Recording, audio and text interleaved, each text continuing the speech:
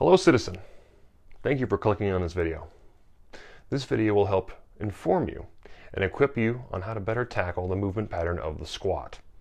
Now, you know what a squat is. A squat is something you've done your whole life.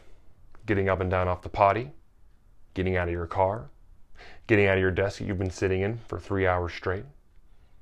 You've done it your whole life.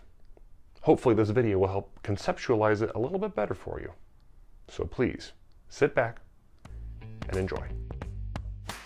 When performing the squat, you have to keep a few cues in mind, but first, we need to go over the stance. With your feet shoulder width apart and your toes slightly pointed out, you're going to squat down, keeping your chest up, your butt back, and your knees out. These are all the universal cues for every single squat in existence. When you do this will help create a stable bottom position. Knock out a few reps, don't really worry about specific cueing as we'll get into that later. Notice how when I add a 15-pound corgi, my back has almost a straight line from my head down to my hips. This creates the back segment. When that connects to the thigh segment, that creates what's called the hip angle. With the thigh segment now recognized, we can move down to the shank. The shank and the thigh now create the knee angle.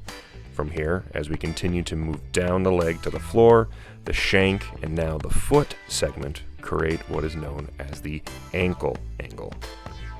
All three of these angles are going to be universal for whatever squat you're doing. They may certainly change with body type and also what type of squat you're doing, but the universal cues of chest up, butt back, and knees out will guarantee you a good looking squat. Now, if you have the equipment and the capability, I would recommend after warming up with a light weight to move on to a barbell back squat. To set up the rack, make sure that the spotter arms are at least above your knee. Make sure that when you set them up, it's also even on both sides. In addition to this, make sure that the bar is set up across the middle of your chest. This will allow an easy rack and unrack. Now we get into the fun part, bar placement. This is sort of a standard bar placement where people just put the bar on the highest part of their neck and squat the bar. Now you'll do a few reps and think, oh, I'm getting good work in, but after about 2, my neck started to feel like trash, so I decided to re-rack and do something a little more productive.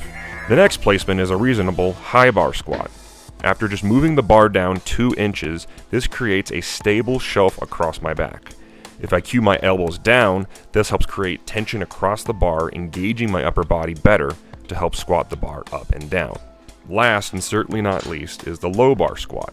If you move the bar down just a few inches more, so it rests just below the ridge of the shoulder blade, this creates an even more stable platform to not only brace the bar against your back, but to pin the elbows against the side and create even more tension on the upper back.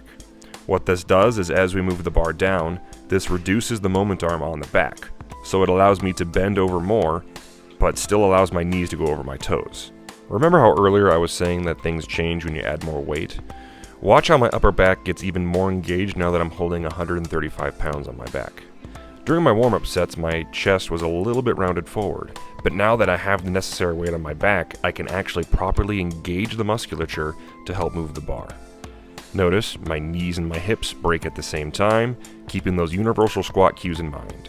Chest up, butt back, knees out over my toes, making sure my feet stay flat and that my depth is reached.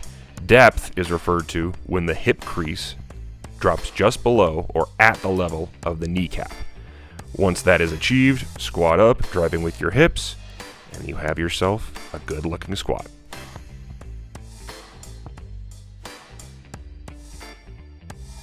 Now keep in mind that the squat takes years to master. Unfortunately though, with movement we can't really have the perfect squat.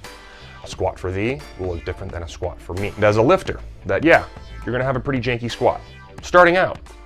But over consistent training and through keeping those 3 universal cues in mind, that janky squat can turn into a pretty decent squat.